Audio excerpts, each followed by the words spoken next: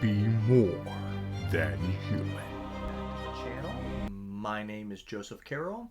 I write under the pen name J.R. Carroll, and today we are back in the world of George R.R. Martin, and specifically A Feast for Crows.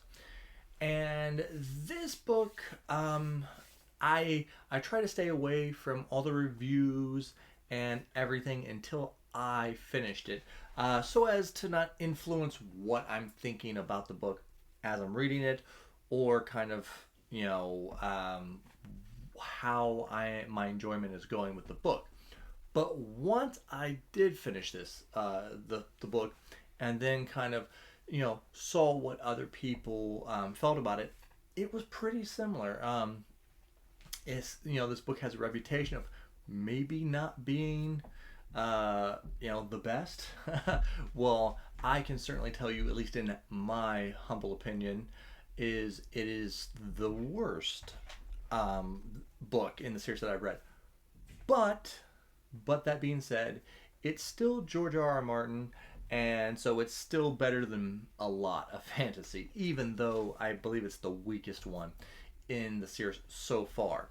Now, the reasons for that, I mean, I guess this book and the next book are kind of split. Like maybe at one point they were supposed to be one book. But one thing I will say is I believe this is the almost as short as the first book. This would have been really bad had this been an 1,100 page book like the previous ones. It was just, and I'm not saying that all these things have to have action, when huge battles and stuff. Sometimes you do have to bring it down a little bit, and the battles and stuff really aren't what Game of Thrones, what A Song of Ice and Fire is really about. But I don't know, there was just something very slow about this book. And I think this book was like 700 pages or somewhere in that neighborhood. And I like I said, I was just glad it wasn't another 300 or 400 pages. We did have some cool stuff, some stuff that I did like. We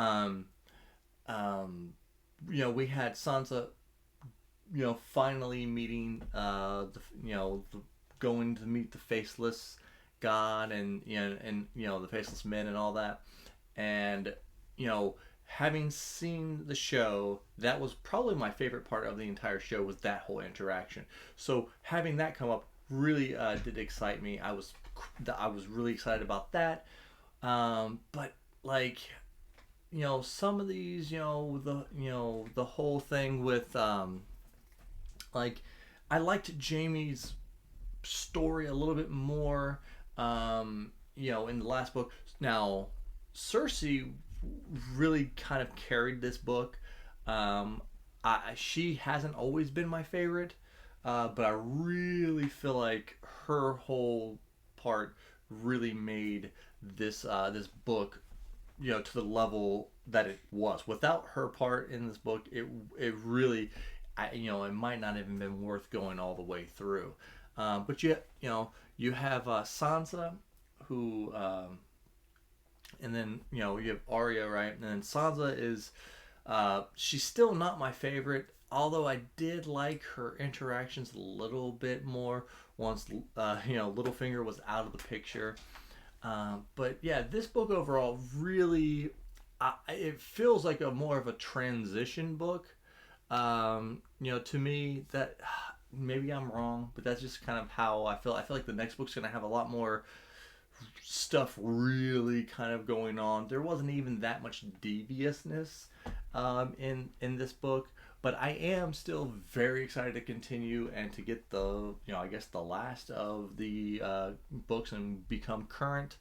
I'm probably gonna kind of wait a month to get back into it. But let me know, how did you like A Feast for Crows? Do you feel it's the weakest? Or do you think it's one of the best? I mean, that could be your opinion. Probably not. But thank you all. If you like this content, make sure you like, subscribe, check out the Patreon, do all that good stuff. But more importantly, be more than human.